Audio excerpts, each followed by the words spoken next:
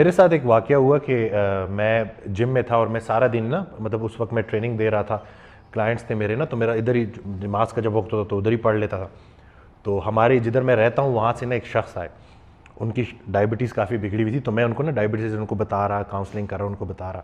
تو اسی دوران نا کافی زیادہ بڑی عمر کے تھے, کہتے آپ بھی ادھر ہی رہتے ہیں؟ میں نے کہا جی.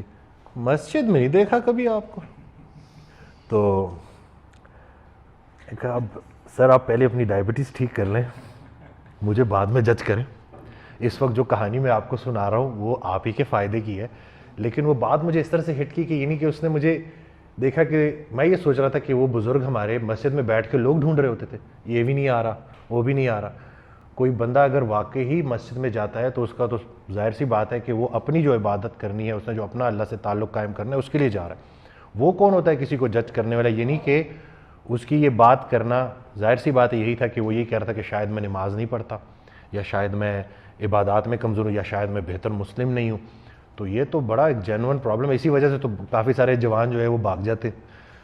دیکھیں عمر بن خطاب ایک دفعہ بیٹھے ہوئے ہیں اور ایک صحابی نے آ کے, ایک لڑکی جو تھی سامنے سے گزری ہے اور بیٹھی ہوئی تھی, نبی عمر خطاب رضی اللہ عنہ کو کہتے ہیں کہ امیر المومنین میں اس لڑکی کے بارے میں جانتا ہوں اینڈ اس کا کریکٹر ٹھیک نہیں ہے. تو عمر بن خطاب رضی اللہ عنہ نے مستند واقعہ ہے, ہی سیڈ کہ میرا کام ظاہر پہ ضرب لگانا ہے, اندر کی باتیں جاننا میرا کام نہیں ہے. میرے سامنے ایک حجابی عورت بیٹھی ہے, تو نے دوبارہ یہ بات کی تو یہ الزام کے طور پہ لوں گا میں, اور پھر تجھے پتہ الزام کی سزا کیا ہے, عورت پہ تہمت کی الزام کی سزا کیا ہے, اتنا ہی کوڑے جس کا الزام, جس سزا کے لیے اس نے الزام لگایا. سوچیں ذرا کہ جس کو کہتے ہیں نا عمر بن خطاب ہوتے تو ٹیرر سے کانپ رہے ہوتے, وہی لوگ ٹیرر سے کانپ رہے ہوتے کہ جو لوگوں کو جج کرتے پھرتے ہیں. حضرت عمر بن خطاب کے سامنے جو اوپننیس دکھائی ہے, حضرت عبد الرحمن بن عوف کو بائی دا وے یہ ڈر تھا کہ عمر بن خطاب بڑے اسٹرکٹ آدمی, تو ابوبکر صدیق نے ان سے کہا کہ تو دیکھی تو اس عمر کو نہیں جانتا جس کو میں جانتا ہوں. اور جس حلم کے ساتھ 11 سال 10 مہینے حضرت عمر بن خطاب نے اوپننیس کا پورا کلچر ریکریٹ کر کے رکھ دیا, اس کے بعد صحابہ اکرام میں یہ جرت تھی کہ حضرت سلمان فارسی نے کہا نا کہ یہ تو نے 2 کپڑے کیسے پہن لیے, تیرا تو 7 فٹ کا جسم ہم پہ پورا نہیں آ رہا ہے, کپڑا تیرے پہ کیسے آ گئے, تو نے 2 کپڑے پہنے ہوئے. یہ اوپننیس صرف اس کلچر کے اندر کیوں ہے, ہمارے اندر کیوں نہیں ہے؟ میں اپنے والد صاحب دوست کے والد صاحب سے, اپنے والد صاحب سے, اپنے بڑے بھائی سے یہ بات نہیں کر سکتا کہ یہ انکل یا ابو جی یہ تو معاملہ مجھے غلط لگ رہا ہے. سوچیں ذرا, ایک طرف کہتے ہیں عمر بن خطاب کی بہت ٹیرر تھا, ان کے سامنے ایک بندی کی آئی اور مس کیریج ہو گئی خالی دیکھ کے, بالکل تھا. تو مجھے کیوں ان کو اوپنلی بات کی جا رہی ہے. ایک عورت نے عمر بن خطاب کو کھڑے ہو کے ایک آیت کی تفسیر چینج کر کے بتائی کہ آپ نے ایک آیت غلط پڑھی. تو عمر بن خطاب رضی اللہ عنہ نے کہا کہ یہ بدو عورت مجھ سے زیادہ قرآن کو جانتی ہے. ٹھیک ہے, کوئی یہ نہیں ہوا کہ تم بتاؤ گی عمر بن خطاب کو کہ قرآن کیا ہے. اوپننیس چیک کریں. پھر حضرت عائشہ رضی اللہ عنہ کا مناظرہ دیکھیں حضرت عبداللہ بن عباس رضی اللہ عنہ سے, جن کے لیے دعا ہے نبی علیہ السلام کی کہ اس کو اللہ قرآن کا علم عطا کرے, اور وہ پہنچے بھی اس لیول پہ کہ صحابہ سے انہوں نے کہہ دیا کہ کائنات میں کوئی بھی سوال ہو مجھ سے پوچھ لو, قرآن سے جواب دوں گا, اور دیے بھی. اور مگر حضرت عائشہ نے پھر ان کو مناظرے کے دوران, مطلب ہی ہیڈ اے ڈفرنٹ فتویٰ, سورہ نجم کے اوپر چل رہا تھا, اور حضرت عائشہ نے پھر ان کو ٹھیک کیا کہ غلط پکڑا تو نے اس چیز کو. ٹھیک ہے, یہ ہمارے ہاں کبھی ہو کے دکھائے ذرا. گالی نہیں چلے گی تو گولی ضرور چلے گی مناظرے میں, یا گالی یا گولی. کبھی بھی نہیں ہوا کہ مناظرے کے بعد دوستی, اور وہ بڑے بڑے بھائی بھی آئیں گے, دوستی ختم, دشمنی شروع ہو جائے گی. بیکاز ایبسولوٹ سائیکالوجی میں آ گئی یہ بات. ایبسولوٹ سائیکالوجی کا مطلب 100% سے ملٹیپلائی کرنا, کہ میرا بندہ ہے تو 100% مومن ہے, اور آپ کا بندہ ہے تو, جیسے میں آپ کو مثال دیتا ہوں, ایک سب کو پتہ ہے کہ اگر میں یہاں پہ نواز شریف صاحب کی تعریف کر لوں, برائی کر لوں, نواز شریف صاحب نے انگلینڈ میں چوری کرے گھر بنائے, تو آپ سب کے ذہن میں جو پہلا تاثر آیا کہ اچھا یہ پی ٹی آئی کا ہے. صحیح.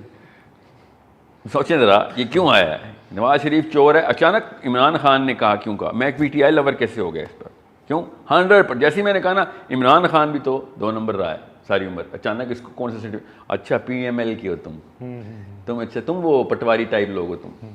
آل آف اے سڈن دوسرا تیسرا بیچ میں کوئی انسان نہیں ہے. بات جو کہی جا رہی تھی کیا کہی جا رہی تھی وہ سب گئی. جی ماس حضرت آدم کے 2 بیٹے تھے, عمران خان, نواز شریف. یا آپ ادھر ہیں یا آپ ادھر ہیں, مطلب باقی کوئی نہیں ہے ان سے.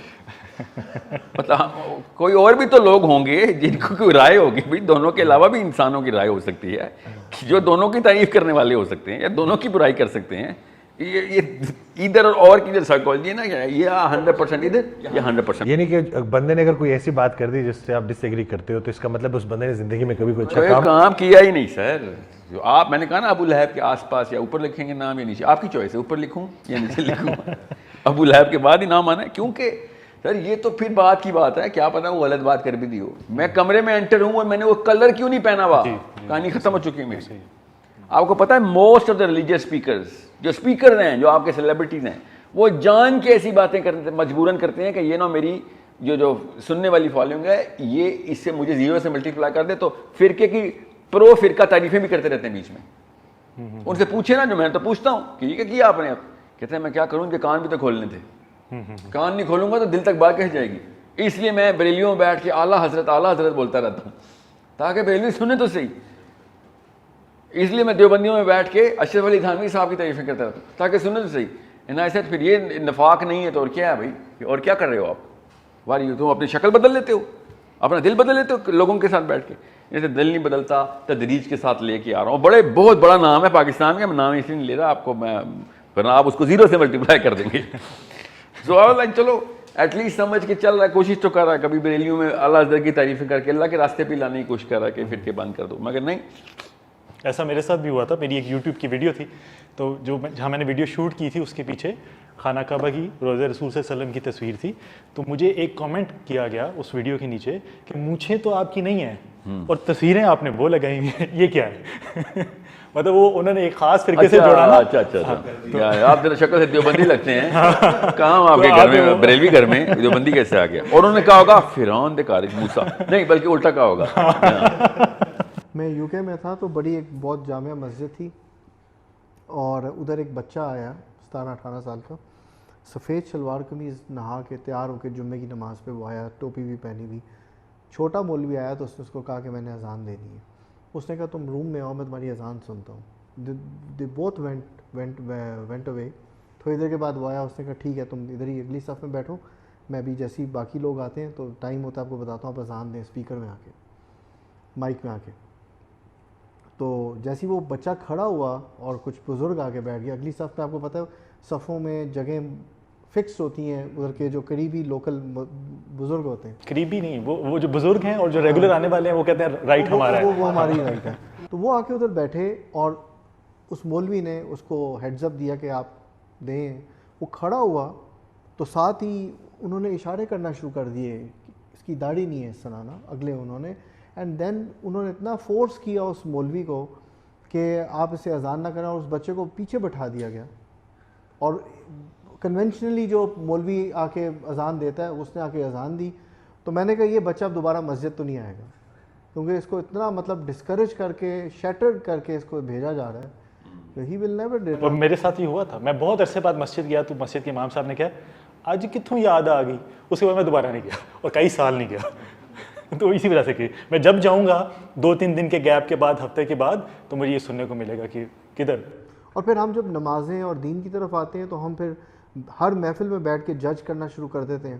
وی started taking our self superior کہ ہم تو جنتی ہو گئے ہیں اور باقی آپ تو جینز اور جاگرز میں ہیں, تو پتہ نہیں آپ کا تو کوئی آگے. بالکل. حضرت کہتے ہیں کہ حضرت واسف رحمۃ اللہ کہتے ہیں, ان کی ایک آڈیو میں سنا, انہوں نے کہا کہ جس انسان کو تم دوزخ میں بھیج رہے ہو نا, یاد رکھنا اللہ اسے تم سے پہلے جنت میں بھیجے گا, صرف تمہارا یہ گمان غلط کرنے کے لیے تم ہوتے کون ہو اس کو دوزخ میں تم بتاؤ گے کہ یہ. میں آپ کو ایک اور چیز بتاؤں, مجھے اچھا بات آپ کی اس بات سے یاد آ گئی کہ میرے ایک سیشن کے دوران ایک بزرگ نے مجھے بتایا کہ بچوں کو نا غلط کمپنی کا نقصان بتائیں. یہ بہت مینیپولیٹو دوست ہوتے ہیں.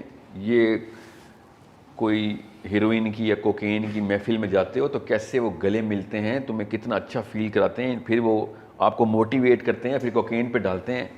نا سر آپ کو یہ ساری چیزیں پتہ ہیں؟ کہتے ہیں ہاں بالکل. میں کہا تو پھر یہ مسجد میں کیوں نہیں کرتے آپ؟ وہاں پہ اس کا الٹا چکا کیوں چلایا ہوا آپ نے؟ بچہ آتا ہے تو اس کو بلائیں, موٹیویٹ کریں. یہ ٹیکنیک جو رحمانی ٹیکنیک ہے یہ کوکین والوں نے پکڑ لی ہے, آپ بھی پکڑ لینا. ٹیکنیک تو بالکل صحیح لگا رہے ہیں وہ مقصد ان کا غلط ہے. یہ آپ نے ٹیکنیک سے کیوں اناد رکھا ہوا ہے؟ بالکل ایسے ہی سیلیبریٹ کرتے ہوتے ہیں بچے کو, جب وہ قرآن کی طرف آئے یا حدیث کی طرف آئے پھر اس کو بٹھاتے ہیں, اس کی تعریفیں کرتے ہیں.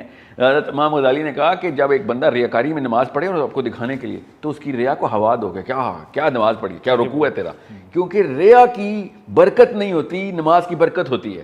تو برکت اس کی نماز کا جاری رکھے گی اور ریا خود ہی ختم ہو جائے گی. یہ اتنا بیسک فلسفہ آپ کو وہ سمجھا رہے ہیں کہ اچھائی کو انڈرمائن نہ کر دینا کبھی. سو وہ بابا جی کو بھی وہی بتایا کہ سر آپ بھی ٹیکنیک لگائیں, کوکین والوں سے ہی سیکھ لیں. اور ڈانس پارٹی میں جو جشن کرتے ہیں کہ وہ ایک اور دوست آ گیا ہمارا, کیسے اس کو گلے ملتے ہیں, آپ مسجد میں کیوں نہیں وہ گلے مل رہے؟ اس سے مجھے ایک واقعہ یاد آ گیا کہ حضرت واصف کے پاس رحمۃ اللہ کے پاس ایک بندہ اپنے دوست کو لے کے آیا جو نشئی تھا, اور حضرت نے ان کو پاس بٹھایا, چائے شائے کھانا شانا سارا نا. کچھ عرصے بعد نا خیر وہ اس بندے کو پتہ چلا کہ اس کا جو دوست تھا جو نشے کرتا تھا وہ بڑا ہی کوئی بہترین انسان بن گیا, چینجڈ مین اور بڑا نا. تو وہ گیا حضرت کے پاس, حضرت سے کہتا ہے کہ آپ مجھے بتائیں آپ نے نصیحت کیا کی تھی اسے؟ تو انہوں نے جواب دیا کہ میں نے کوئی نصیحت نہیں کی تھی, میں نے صرف محبت کی تھی, اور وہ محبت کافی تھی اس کو بدلنے کے لیے. انسان ہمیشہ موسٹ آف دا ٹائم جو ہے وہ اسی محبت کا بھوکا ہوتا ہے, اور یہ زبان ہر بے زبان جانتا ہے, ٹھیک ہے نا. تو جب آپ اس کو محبت سے کوئی بات کرتے ہو تو وہ کیسے نہیں بدلے گا. وہ حضرت کا یہ جملہ ہے کہ اس زمینی سفر میں اگر کوئی ایک چیز آسمانی ہے تو وہ محبت ہے, اور یہ بڑی عطا بڑے نصیب کی بات ہے. کیا بات ہے. اور یہ جو ٹالرنس ختم ہوگی ہے, جو آپ کا بیسک کویشچن تھا سوسائٹی کے اندر, مجھے لگتا ہے کہ یہ جو مٹیریل گین اور جو ریٹ ریس لگ گئی ہے نا, کہ every single person is running after material gain, اس میں اتنی ایروگینس آ گئی ہے اور اس میں ٹائم بھی نہیں ہے آپ کے پاس. آپ روڈ سے لے کے ہر جگہ پہ ٹالرنس ہی نہیں ہے. آپ نے روڈ کراس کرنی ہے تو گاڑی والا آپ کو تھروٹل دے رہا. اس سے مجھے نا کویشچن یاد آ گیا جی, سوال آ. میں کو اس سے پہلے یاد رکھیے گا, مجھے عبدالرحیم گرین بڑے مشہور اسکالر ہیں, آپ ان کا وہ واقعہ سنیں کہ مسلمان کیسے ہوئے ہیں. کہتے ہیں میں شراب کے نشے میں تھا اور مجھے حدیث سنائی گئی تھی کہ کس طریقے سے اللہ کے نبی نے محبت کی ہے اور اللہ تم سے محبت کرتا ہے. کہتے ہیں میں شراب کے نشے میں دھت تھا اور مجھے وہ حدیث پھر بھی یاد تھی کہ ہمارے کسی دائی نے ان کو نا بتایا کہ اسلام کی طرف ہم اپنے سگے بیٹے کو بھی شراب میں دیکھ لینا تو تلوار گولی نکال لیں گے, دوزخی کا ٹیگ لگا ہوا ہوگا, محلے پورے کو پتہ ہوتا شرابی کون ہے, دور ہٹو دور ہٹو. سوچیں وہ بندہ کیسے اللہ تعالیٰ نے اس کو ہدایت دی, جب وہ فل نشے کی حالت میں تھا, کہ بندہ اس وقت مجھے جج کرنے کی بجائے مجھ سے محبت کر رہا تھا, حالانکہ میں اس وقت سب سے گندا تھا. اس سے گندا ہو سکتا ہے کوئی انسان کے شراب کے نشے میں دھت بیٹھا ہوا ہو, اور اس کے دوران بھی اس بندے کو بتا رہا ہے کہ ابھی بھی تجھے نہیں چھوڑے گا اللہ تجھے پھر بھی جفی ڈالنے کے لیے ویٹ کر رہا ہے کہ تو ایک دفعہ آ تو صحیح. یہ اتنا بڑا واقعہ نا, یہ بڑے مشہور اسکالر ہیں عبدالرحیم گرین, کنورٹ ہیں, پہلے وہ مسلمان نہیں تھے پھر وہ مسلمان ہوئے. تو ہم نے مسلمانوں کو نہیں چھوڑا ہوا, وہ غیر مسلموں کو پکڑ کے لے آیا اللہ کی طرف, وہ بھی شراب کے گٹر میں سے. اور یہ دیکھیں ہم نے کیسے اعلان کر دیا, اعلان برات. حضرت کہتے ہیں آپ اللہ سے نہیں بچ سکتے, آپ کے پیچھے بزرگوں کی نیکی اور دعائیں لگی ہوئی ہیں, اور اللہ سے بچ کے جانا بھی کدھر. تو یہی ہے کہ راستے کھلے ہوئے ہیں, جب تک توبہ کا دروازہ کھلا ہے کسی کو گناہ گار تک مت کہو. اور ہم لوگ بڑی جلدی اگلے کو اللہ کی رحمت سے محروم کر دیتے ہیں. یہی ہے نا, بس یہی سائیکالوجی ہے.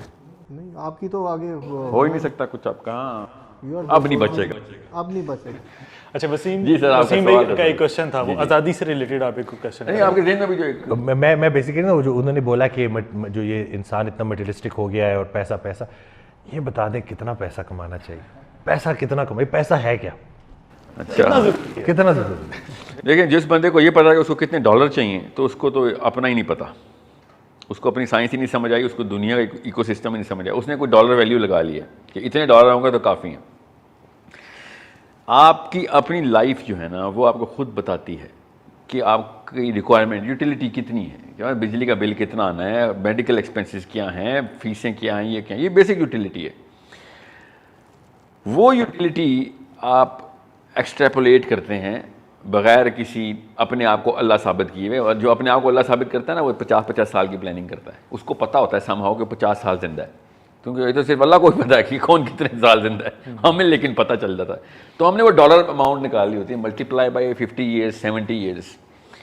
تو جس بندے کو یہ پتہ ہو کہ اس کی یوٹیلیٹی کیا ہے, تو اس کے لیے تو بہت آسان ہے کہ یار اس سے زیادہ جو کچھ بھی آ رہا ہے وہ سرپلس ہے میرا, اتنے تک کی مجھے محنت ریکوائرڈ ہے.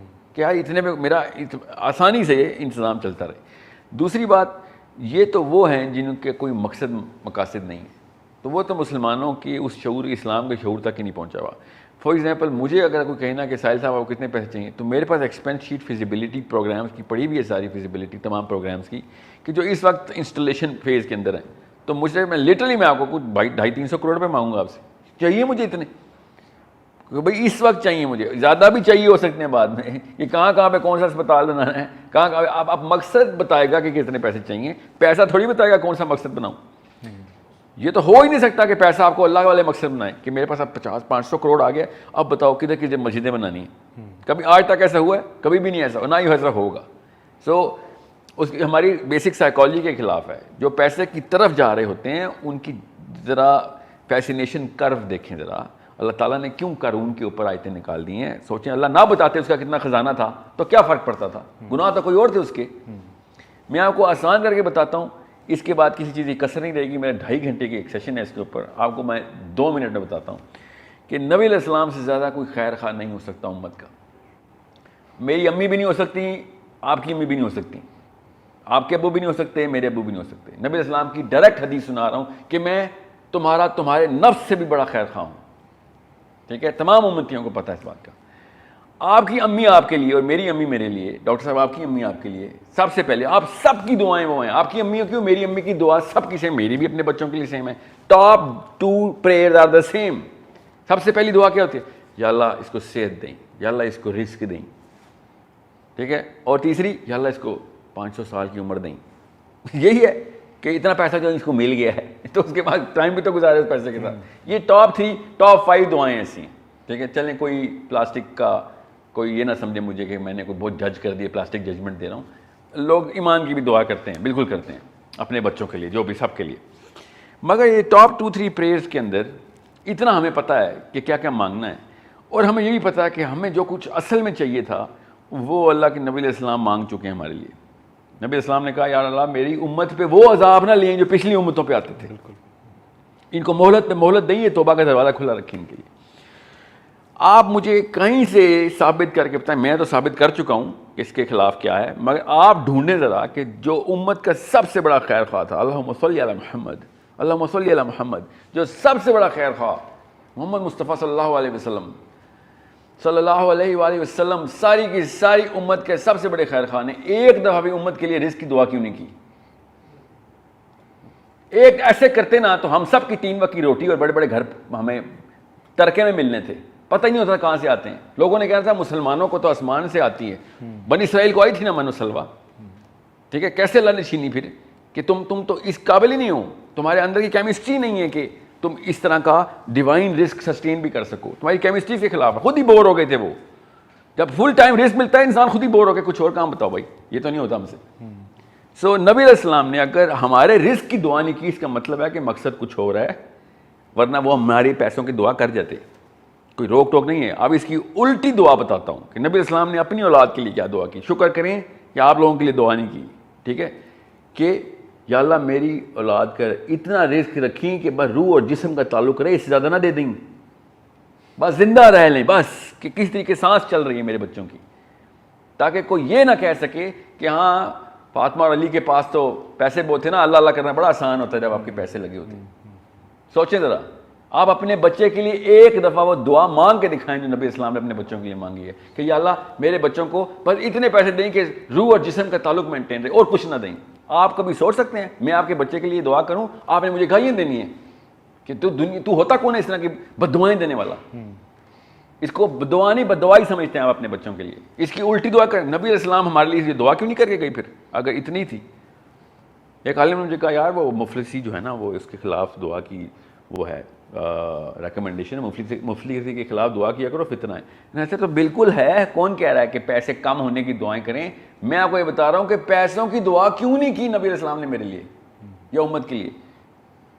سب سے بڑا خیر خواہ اتنی بڑی اتنے یونیورسل کانسیپٹ کو اوور لک کر گیا. ہو سکتا ہے کہ نبی السلام پیسوں والے کانسیپٹ کو اوور لک کر جائیں؟ ہوا ہی نہیں کبھی. ہر انسان کو پتہ یار کہ کاش بہانہ کیا رکھا ہم نے, یار اگر یہ پیسوں والا ہے نا, روزی روٹی کا مسئلہ نہ ہوتا پھر دیکھتے میں کیا جہاد کرتا, پھر میں 100,000 مسجدیں بناتا, مدرسے بناتا. میرے پاس ٹائم نہیں, پیسے بنا رہا ہوں. ہر انسان نے اپنا اپنا بہانہ رکھا ہوا ہے. کیا 24 گھنٹے میں سے 18 گھنٹے تو یار پیسے میں لگ جاتے ہیں, میں اللہ کہاں سے کروں, بس 5 نمازیں پڑھ لوں, بڑی بات ہے. اللہ کی تقسیم امیر اور غریب نہیں ہے, قریب اور دور کی ہے.